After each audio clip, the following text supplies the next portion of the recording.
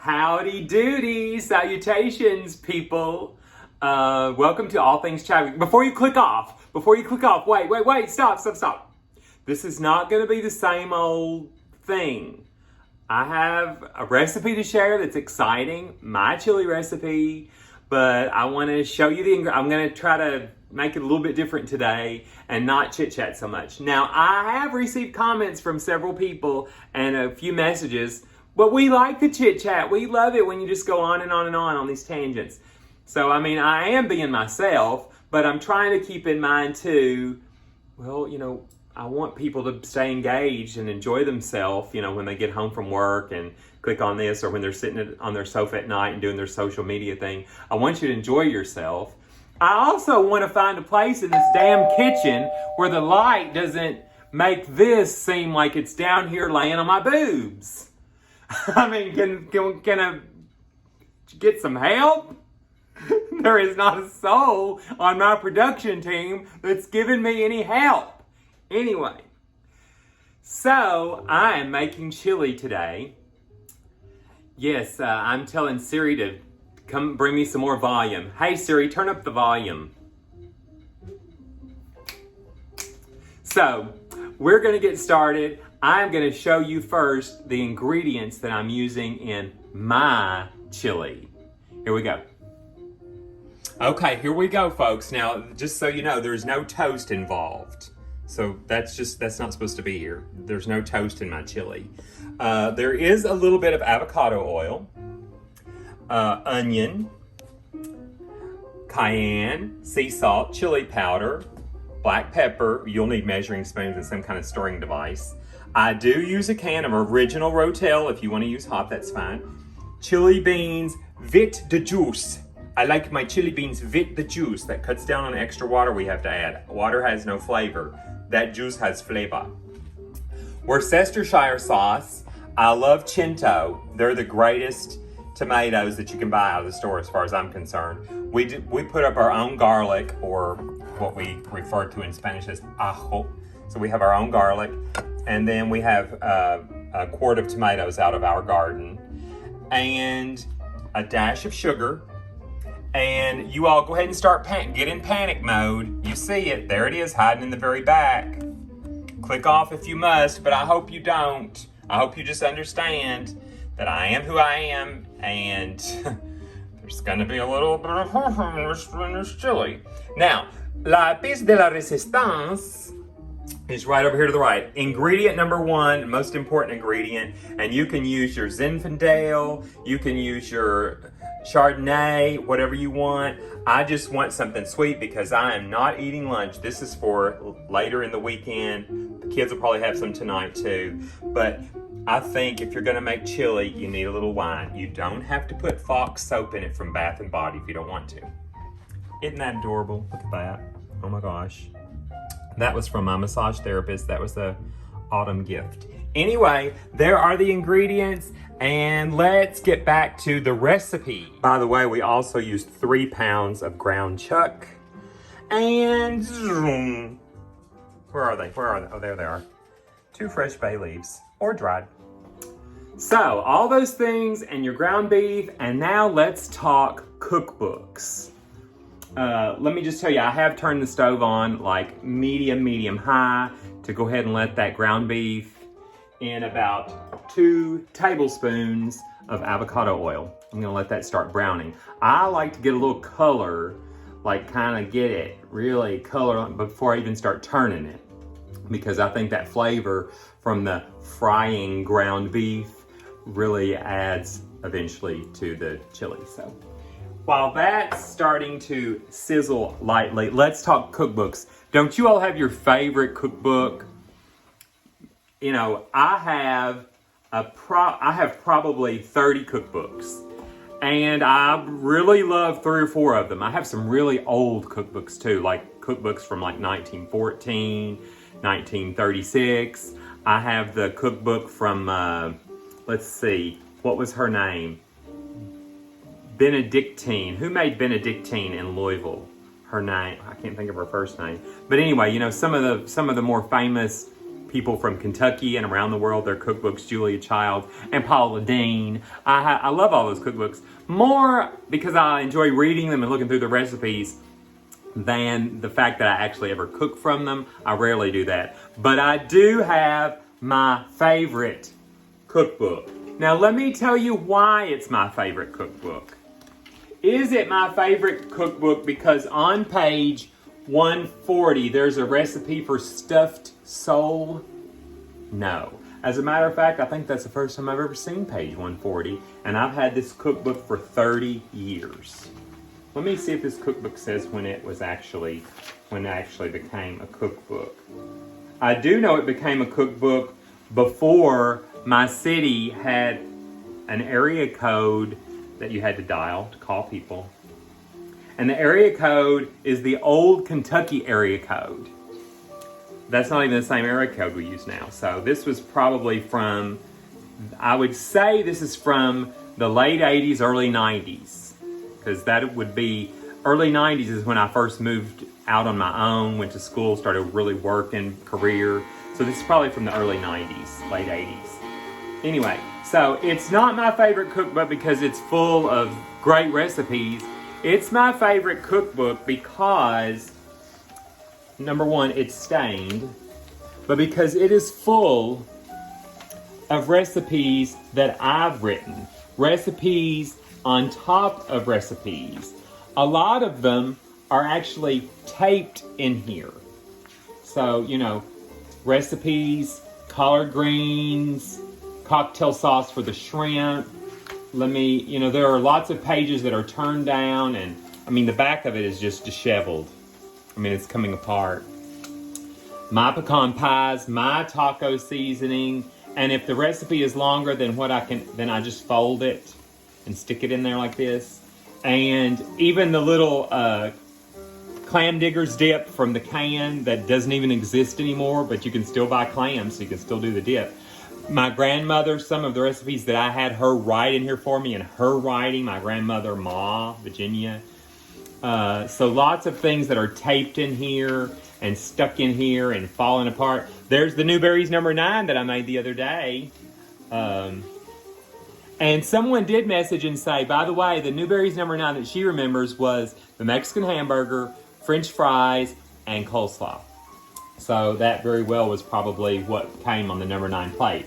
I'm sure they would give you mashed potatoes or whatever you wanted on the side.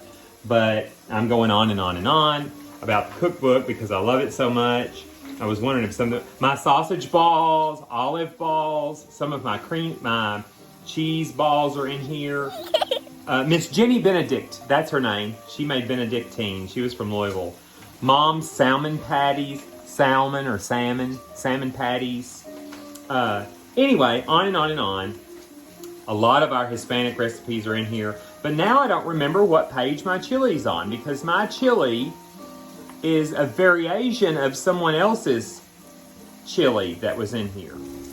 Okay, I found my page. And I'm also going to tell you the name of my cookbook, which some of you will find funny because you know I'm not terribly religious. This is called Our Favorite Recipes.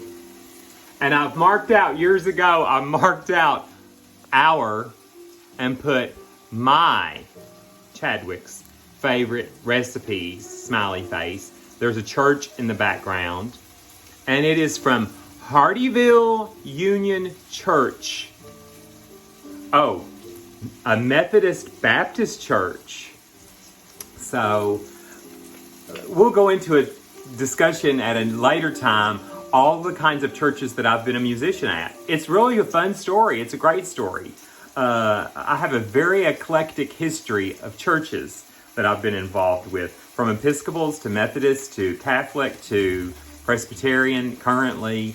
But it's all been music related, So anyway, on page 162 is a recipe, and it was originally from a lady named Jill Bennell.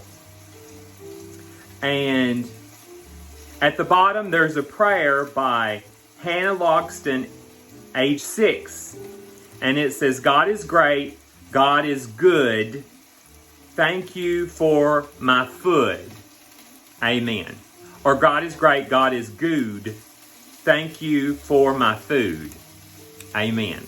So I love it. Thank you, Hannah Loxton, who is probably in her late 30s at this point, but she was 6 when she wrote that for the cookbook. So 3 pounds of hamburger meat, ground beef, but I'm using ground chuck. Let's go to the stove. Okay, I let this start browning before I started moving it. That way it got a little bit of color on it and made sure that, it wasn't going to stick on the bottom. This is a nice thick bottom stock pot. I don't remember right now without turning it upside down what kind it is, but it's a very nice, it has a nice thick bottom on it. So these things, things aren't apt to scorch or get stuck on the bottom, even though it is stainless steel. I think this was a gift from Mom one year. It has a nice big glass lid on it. I love it. And we will be taking advantage of that lid a little later. So we are browning this up, but we certainly don't have to wait for that to brown. Actually, as a matter of fact, I don't really need it to wait. I like to salt as I go. So, and I don't really think in terms of spices often in a teaspoon or a tablespoon or a third of a cup. I often think about portions, and I'm thinking 1, 2, 3, 4, 5, 6, 7, 8, 9, about 9 or 10 portions. So I'm thinking, what would I would probably do 3 little dashes per portion. So there's 3, 4, 5, 6, 7, 8, 9, 10. And I think that's enough salt for now. Just shaking off the extra. I just kind of salt what I think is in the pot. That's 3 pounds of ground chuck. And I probably, I'm sure I didn't put quite a teaspoon in there. And usually ground beef is like a teaspoon per pound. So, I may end up putting a little more, but folks, all of you probably know that cook realize that you can always add more salt, but it's really hard to take the saltiness out. You have to add more food or ingredients if you want it to soak up all that extra sodium flavor. So anyway, there we go with that. Let's go ahead and start throwing in some more things. Next, we're gonna swing right over here into onion territory. And we want this whole onion in here. That's just salt. We want this entire onion in there. So what I do if I'm gonna put in a whole onion is I divide it first. I don't want it to roll away. I divide it first, and then I'm gonna turn it this way, and I'm gonna give it 1, 2, because I don't want this to be a tiny minced up, but I also don't want big chunks. I want it to be diced in like little 1/2-inch pieces. So I've gone that way, and now I'm just gonna go this way. Let me move him a little bit. And then if I have to turn this, I will, and continue. So that's my dice. We have pieces about that big, and actually that's 2 pieces. So once it comes apart, pieces about that big, that's what I want. So there's half. And now we're gonna do the other half the same way. You notice I reach over a lot to keep those right where I'm kind of particular. I want them to stay right where they're supposed to stay. Turn that, and we'll go the same way on this one. And I know I'm supposed to do this and hold my finger. I'm not gonna do that. I can't do that. I've tried to do that. I'm also not gonna cut the tip of my finger off like I did 2 or 3 weeks ago. I'm being very careful. I'm good. So now I've diced all that up. We're going back to the chili now. And it is starting to really come to a little bubbly boil down in there, and all that chuck fat. Put all of that in there. Get this clean. Almost. There we go. And one little piece escaped over here. Now, like I've told you before in other videos, I like to season as I go. So now the onions are in there. Remember, I haven't over-salted the ground beef. So now I'm also going to cover the onions pretty well in salt. And now I'm gonna go with pepper for everything that's already in there. because on the ground beef I couldn't see the pepper as well. But on these onions I can. So a nice covering of pepper. That's probably all in all about a teaspoon of pepper. And I probably won't put any more. I might at the end if I taste it and I'm like, need a little more pepper. And as these onions start to cook down, you'll be able to tell that they will fall into these tiny little, tiny little pieces like that. Right now they're kind of in their elongated form still because they've not fallen apart. But they will as they heat up. And let's see what's next. At this point, there is no rhyme or reason as to what we put in here, except for let's open the wine because I'm perched. I am P-A-R-C-H-E-D. I've cleared me off a little spot. Again, we're just going with a little cheap, desserty wine, Oliver Sweet White. So we're gonna pop the aluminum off. And Old Faithful, I also probably bought this when I was in college. Even though I didn't tell anyone because I taught school at a private school and I attended church where we didn't drink, but I drinked. So, I bought this a long time ago. Good old Oliver. I love this noise, I want you to hear it. That's so sweet. It just tickles my fancy every single time. And boom, boom, boom. Here, I'll go off camera so you can just get the full experience.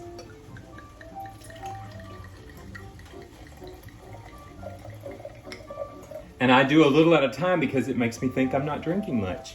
I'm so smart. And I'm also, I don't know if Rosa wants any wine, and she probably doesn't want to be on film, but guess what? She's having leftover Mexican hamburgers. And you can see all our pumpkins in the floor too. We've been getting ready for pumpkin carving. Okay, back to the chili. You know, folks, I don't care what you're cooking. If you have mouse tails in here and then you put an onion in it, the whole house is like, oh my God, that smells so good. A little onion, a little pepper, a little whatever. Okay. And I forgot that there are a couple other veggies that go in this. Anyway, I am gonna grab my pepper and I'll be right back. So we do have, I'm going to put in half of a diced red pepper and half of a diced green pepper. So 2 bell peppers, but there's only actually 1 bell pepper going in, but half of a red and half of a green. You can do whatever you want, or if you're not crazy about bell pepper, leave it out. Now, I'm not gonna cut this in half. I'm actually gonna find the top of this daddy, and I'm going to just take off the skin so that I don't get anywhere close to those ribs and the seeds until I think I have about half of it. This is going, see, he's going back in the Ziploc bag and into the crisper. And I'm gonna do the same with this red. Find the top of him and kind of go around.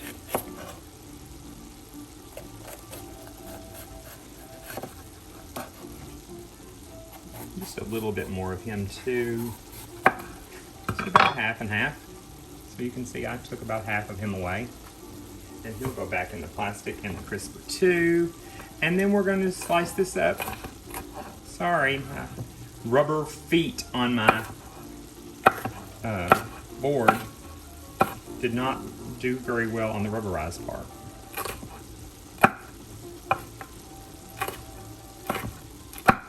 I'm going to dice these up the same way. Just kind of line them up and go for it. And then turn them sideways. Get over here, mister. You're involved. And just give these a dice too. They are going to cook. Not only are they going to kind of cook down in this chuck fat, they're also going to simmer on the stove for a long time. So it really doesn't matter if you get them all the continuity of the sizes, or even if they're that small. What matters is that you just kind of get them chopped up until you're comfortable. Let me finish this and I'll be right back. And now we're going in with this bell pepper, red and green. How colorful! It's like Christmas. It's like Halloween. Frankenstein skin and vampire blood. Started to say Christmas. It smells so good and looks so good. Chadwick, turn the handle around here so you can hold it. Oh gosh, you're so smart. You're a big girl, boy. Big boy. Anyway, it does look fabulous. Now, let's continue. Maybe no more breaks now.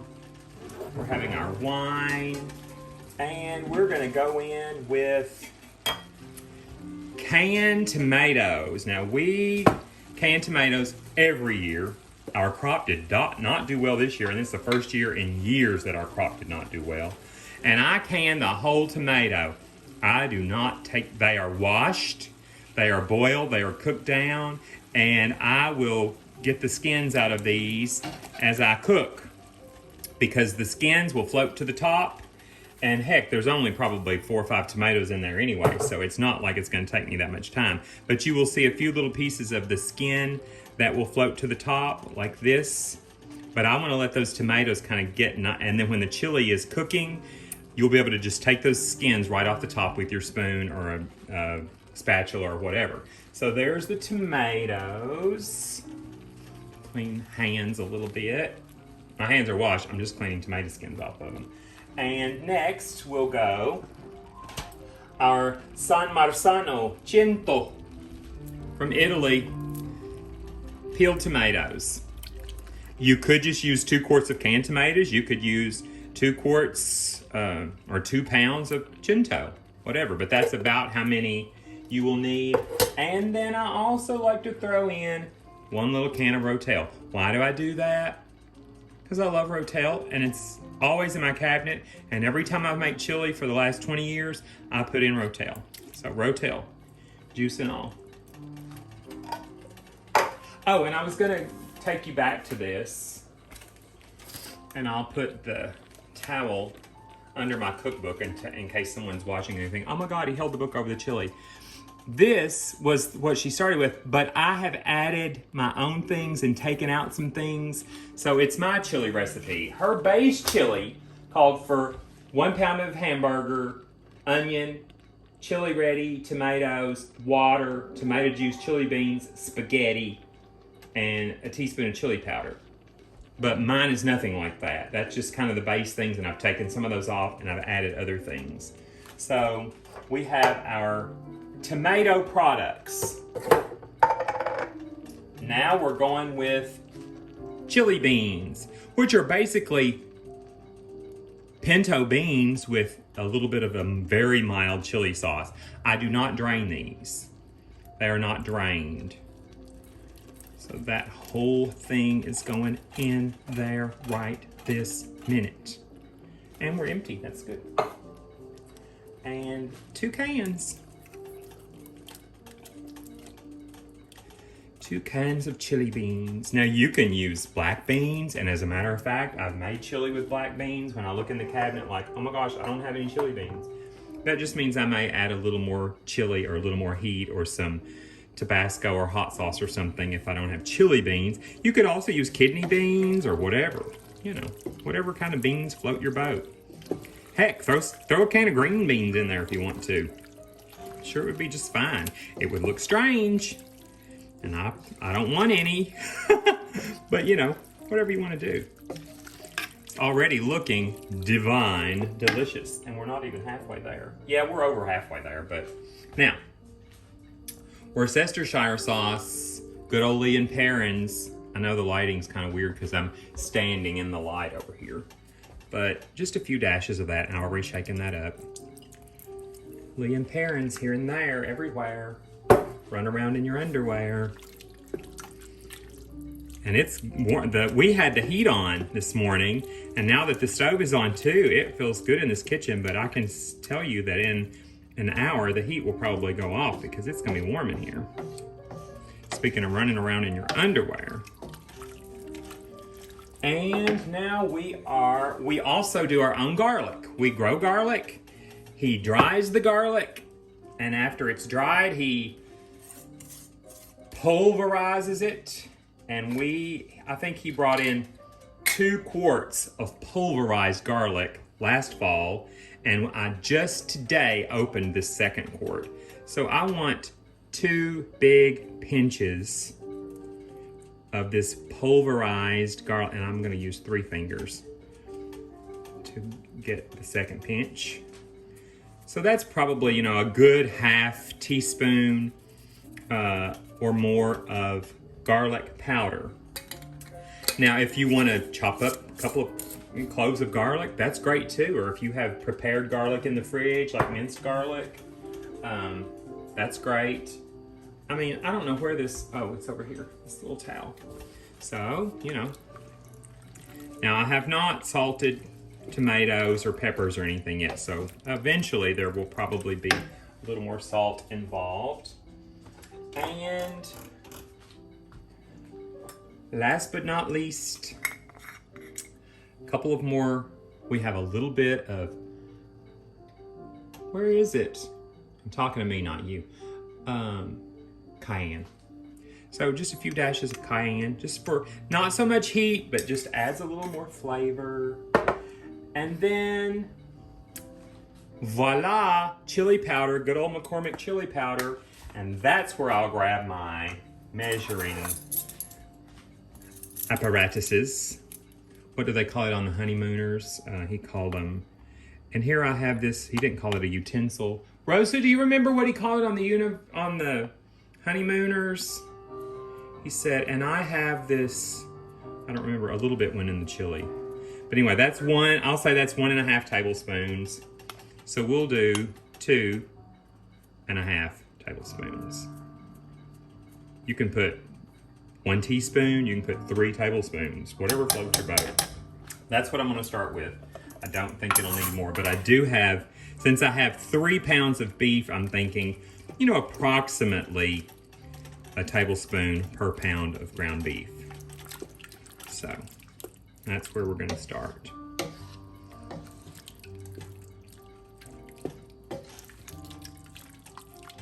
Now, at this point, that's what the chili looks like. Now, eventually, not right now, but eventually, we're gonna put about maybe a quart of water in there. And to some of you'll be like, yes, he's on my team. And others of you will be like, turn that mess off, that is not chili. But this is going in there in just a little bit. Can you see that? Can you read that clearly? You need me to zoom in? Yes, I do. My mom uses spaghetti and breaks it up in little pieces, but I put elbow macaroni, and that's how I like my chili, because that's how I've always had chili. And let me show you what I mean. No, I can't show you what I mean yet because I don't see any yet. By the way, oh, there's a piece. Can you see that little piece of tomato skin? They curl up and float to the top eventually. But they're not gonna hurt you, and as a matter of fact, they're full of delicious things. Or just take my word for it, it's full of delicious things. Anyway, I'm gonna stop there for now and let this simmer actually for about an hour, and then I'm gonna put some water in there and some pasta, and we'll go from there. Okay, so now I thought I would chit chat just for a minute. I don't usually have much to say, but just for a minute, I thought we would have a little more wine.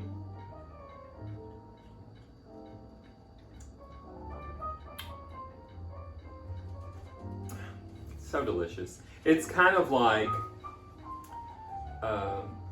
it's just kind of like, it's a very desserty wine. Not a wine you eat with dessert necessarily, even though you could, but all on its own. All on its own, it's very desserty. It's sweet and delicious. But let's see, back to All About Chadwick, or All Things Chadwick. All About Chadwick. Now that's another YouTube channel for another day. But anyway, All Things Chadwick. Thank you so much for supporting me. I think I have like 70 and some odd subscribers. And I think that's exciting. It's fun. I want to get 100 just to say to my husband and our kids, I have 100 subscribers on my YouTube channel. But, so that'll be nice. And I'm excited about this coming weekend. It's going to be beautiful, but cold. So if we're going to have autumn, bring it on. We have some pumpkins to carve. Our friend Terry brought us a couple of other extra pumpkins yesterday. A really creepy green and a beautiful bright mustardy yellow. And then we have some classic orange ones that Rosa and her boyfriend picked over the weekend. So we are in the mood for Halloween. I hope you're enjoying this background music, to which I do not own any copyrights. It's just playing in the background. And Gabriel already sniffs out what's going on. He knows there's chili happening. And I am gonna let that keep simmering. And if I think of anything else to say between now and elbow macaroni time, I'll jump back on here. And if not, I'll see you at elbow macaroni time. One more thing, don't forget. I know that bell peppers and onions have their own natural sugar content, but Shuggy, I'm gonna add just, about how much garlic I added, like 2 or 3 little pinches. I'm gonna add about that much sugar to that. And because some people refer to this as the most organized cooking channel they've ever seen on YouTube, I'm also adding 2 bay leaves. Boom, boom. There we go. Get down in there, honey.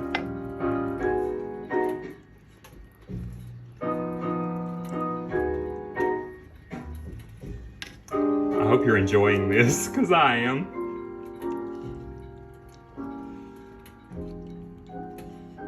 Well, it is almost 1 p.m. And if you throw away your wine corks, please don't. Save them to me. Mail them to me. Wine corks. Barrel corks. I love them. And what's this big thing called? Does anybody know? It has little divots. It has 3 little divots in it. And it's real thick. It's glass. It has little bubbles. That's what I've kept my wine corks in for years. Until I have to dump them and make something out of them. But anyway, wine corks. What's this thing called? Okay, it's almost 2. I'm taking a little lunch break to have a little hummus.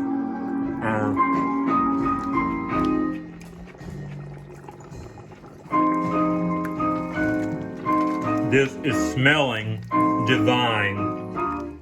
The music's great, the wine is great, the bay leaves are great, and probably in about 30 minutes, I'm gonna add some water and the noodles. I'll be back. Okay, folks, I wanted to show you another one of my cookbooks. Cooking Down East, Marjorie Standish. I have used this for a few recipes over the years, especially like some chowders and, things from way up north. Cooking Down East. But I've always what I love about some of the old cookbooks I find at estate sales or whatever are some of the notes. Look at this.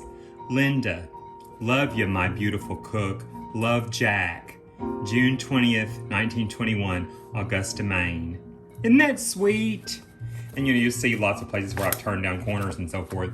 But anyway, if you've forgotten about all the fabulous cookbooks you have, this cost $13.95 back in the day. Look at that price tag. They don't even make price tags like that anymore. Anyway, it was published in Portland, but I love it. And this is from 1983, by the way. I was like 10 years old. Anyway, let's back to the chili. Look at this chili. Look at all the steam. Here we go, steamy.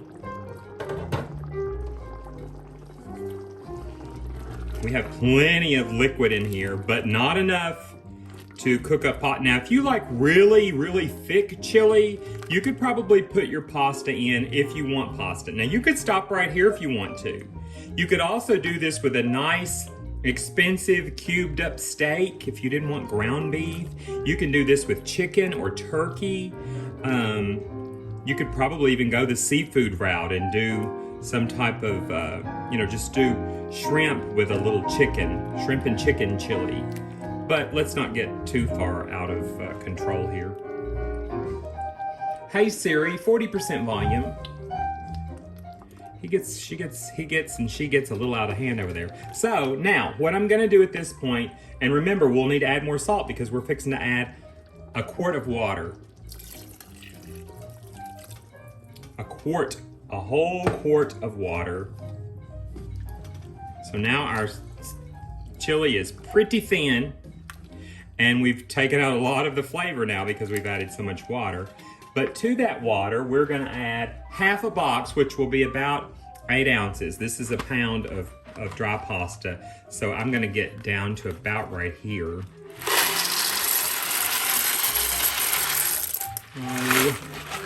It's like crossing the velvet ropes at the Catholic Church. Don't go back there. But anyway, so that's about half a pound of cremette elbow pasta with that quart of water. And I am not gonna bring this up to a boil. I don't want that pasta to cook down to like where it's just mush. So I'm going to take some regular salt at this point, and I'm going to add in probably about another tablespoon of salt. Just cover the whole thing. And a little more, just a little bit more black pepper. And let's go in nice and tight. And let's look how delicious we're looking now. This is on medium-low, about a 3 out of 10. So I'm gonna let that pasta cook in just some medium-low residual heats, not bringing it back up to boil. That way it can sit and cook for a while. It's gonna just stay in here at this point. It is gonna stay in there. I'm going to put the Bloom lid on it. And there it shall be until dinner tonight, and the rest will go in the fridge. I also thought I would show you, let me untripod this real quick. I'll show you just above where the stove is, just because I thought some of you might get a kick out of it. A picture of Ephraim and I. Someone made this for us for Christmas, but we're in Florida, where our condo is down on Anna Maria Island, eating clams, and I just snapped a funny picture, and someone put it on a board for us for Christmas, and it has sat there for the last 2 or 3 years anyway. So okay folks, the chili has been turned off for about an hour. I let it cook for about on a very low, like on a 2, for about an hour after I put the pasta in, and then I turned it off, and it has just sat here for about an hour. And you can tell that the pasta is perfect, but it's not mush. The pasta is perfect. And the chili looks divine. And when I took that lid off just now, it was like, oh, hiya. I'm gonna get out the oyster crackers and a tiny bit of cheddar cheese, maybe, a little sour cream, make a bowl, and I'll see you in a minute. Okay, folks, we have switched out to the mahogany ladle, or whatever it's made out of, and we are gonna scoop us up a big bowl. So let's move over here a little bit. And let's go. Ho, ho, ho.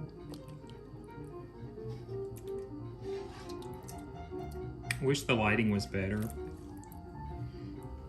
That's okay because it's not.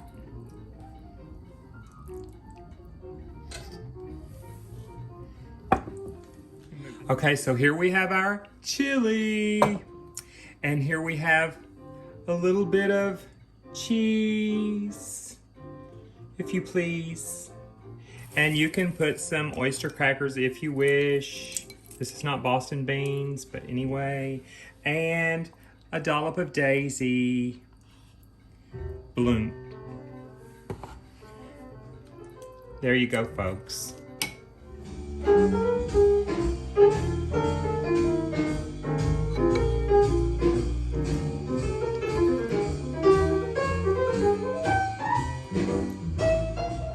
Just as a little side note, one of the origins of chili from the 1600s is that the lady in blue, La Dama de Azul, down in Mexico, South Texas, known as Mary of Agreda, she had the power of bilocation, which means she could appear in 2 locations at one time. Although she lived in Spain, she mysteriously appeared to the people of the Southwest, South Texas, Mexico area, and taught them about God and encouraged baptism. So what does that have to do with chili? Well, as the myth goes, she was tending to the poor, and during one of her hypnotic, ecstatic trances, she taught them about a fiery stew containing meat, which was probably then venison or antelope, tomatoes, onions, chili, peppers, and other spices. And as word got around, not everyone was so happy to indulge in this, because during the Spanish Inquisition, the priests did not look fondly upon chili. Rather, they preached against it, saying it was considered a nasty indulgence, and people taking part in it were dubbing in soup of the devil because of its spicy flavor and aphrodisiac qualities. Give me another bowl.